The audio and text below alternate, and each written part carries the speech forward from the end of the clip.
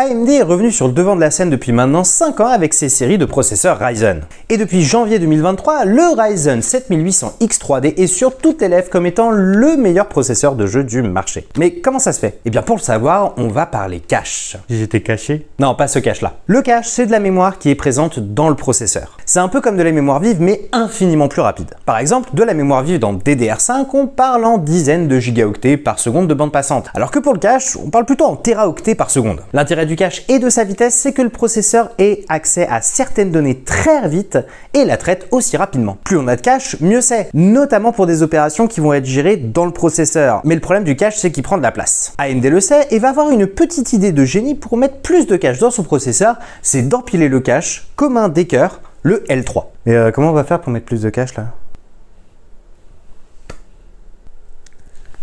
En jeu vidéo, le gain va se trouver lorsqu'on va avoir énormément de données à gérer, comme dans Hitman 3, où chaque personnage peut être plus réaliste dans ses actions. Ou bien dans City Skyline, où chaque individu est géré individuellement avec son nom, son métier, ce qu'il fait, où il va, à quoi il pense. C'est pas dingue ça? Abonne-toi!